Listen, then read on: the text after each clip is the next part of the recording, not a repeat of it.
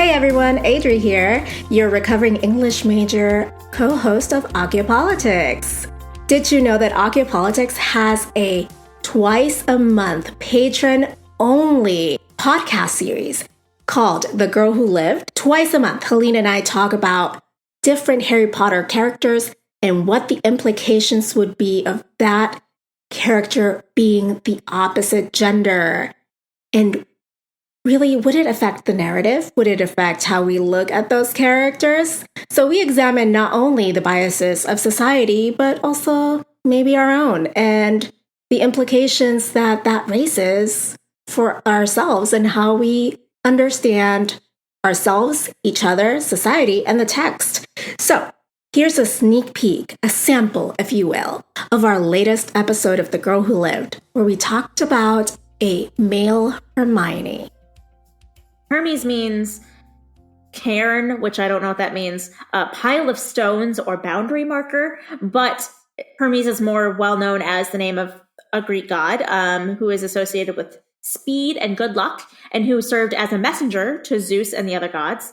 He was also the patron of travelers, writers, athletes, merchants, thieves, and orators. So yeah, when I think of Hermes, I think of the shoes with the wing on them. I always think of him as the messenger of the gods, which kind of, in relation to Hermione, kind of made me giggle a little bit because I think of that scene in Goblet of Fire. Yes. I am not an owl. Exactly. But really, her name means that she is their owl. She's the messenger. Well, Hermione, I love you so much. But I kind of want to talk about a boundary marker. That's interesting to me because Hermione, or Hermes, or Herman, as we're calling him, is always the one in the series telling Harriet and Ronaldo, or Renata, I don't remember Veronica, I don't know. I don't remember what we called Ron. I think we call them Veronica. Sorry. It's been a while. So that, reminding them of the boundary of like, you can't do this, you'll get expelled. That's true. She was always, and that's another reason why, like, I love Hermione, but there were parts of her, like parts of the books and stuff that really, really bothered me. Especially, I think it was, what was it? Was it Order of the Phoenix? Where she literally, like every other sentence was just like, you can't do that. You can't do that. You can't do that. And she was like always, just scolding Harry the entire book. And like every single time it happened, I was just like, oh my God, stop. Like, stop it. You've said this 20 times so far, this book. Like, well, do I have stories to tell you about a young 14-year-old named Adriana? And how you would have not enjoyed being her friend at that time. Oh, goodness. I can imagine that you're going to draw some high Hermione references. There was a moment in my youth where we were watching Goblet of Fire in the theater with my friends. And the moment where Hermione's reading the book and goes, that's not going to work. And, to Fred and George. And like other things, and then it doesn't work, and she's all smug and self-contented. All my friends turned to me and went, "You," and I was like, "Well, my brand is strong. I'm okay with this." Yeah. So, I mean, I guess this is a good kind of transition into one of the things that I was kind of thinking about in relation to Herman. So guys who always, have to be right, how are they viewed differently than women? Oh my God. I mean, he'd be a mansplainer for sure. He'd be a comment guy. Oh my gosh. Yeah. One of those, actually guys. Oh my God. He'd be the worst. Yep. Just imagine like one of your male friends just always constantly telling you what you can't do. He'd be like the absolute worst, and I would not want him around me. Yeah. Yep. So that means that I would really not want to be friends with myself in male form. Yeah, I mean, I think that the reason that we kind of let Hermione slide on those things is that I think we view that as more of as like confidence rather than arrogance, right? So like, or also that like we see like Harry and Ron as bumbling idiots.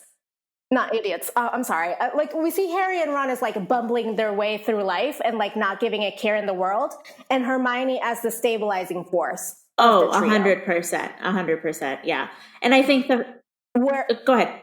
No, you. Yeah, go ahead. No, go ahead. Oh my goodness, this is like two Hufflepuffs arguing about who's nicer. Okay.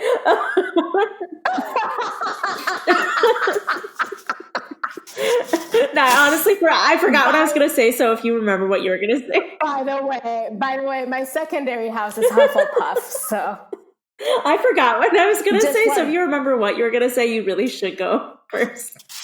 Yeah. Okay. Let me see. I don't think my meds are working anymore. Okay. So it's a stable. Okay. So we see Hermione as a stabilizing force, and I think a lot of that is very gendered in a way because we expect women to take care of men and to police men's boundaries. Oh my gosh, so true. And let them know when they've crossed a boundary because they're not supposed to intuitively know that themselves. You're so right. So like men are like it's like expected for men to be less emotionally intelligent, and that for women who are more both emotionally and not emotionally intelligent, like explaining what the man is not seeing or figuring out on their own. All that. It's completely like fine for women to do that. Yes, because it's an emotional labor that men don't have to do for themselves or for each other. So when we see Ron and Harry in this scenario, even without Hermione, they're kind of volatile. They break all the rules. They don't know, like they plagiarize homework or try not to do homework or whatever, or they're always running late. And Hermione is kind of that stabilizing force, like reminding them of the homework, reminding them to do X, Y, and Z, telling them how it's not nice to do X, Y, or Z because of these reasons. And she is the like moral and stabilizing force in the group because we expect women to enforce the boundaries of patriarchy that we set on them and society. But we expect men to rebel against boundaries and women to keep them accountable to those boundaries. Oh my God, you just like explained the entire motivation behind Hermione's character. Like that's incredible.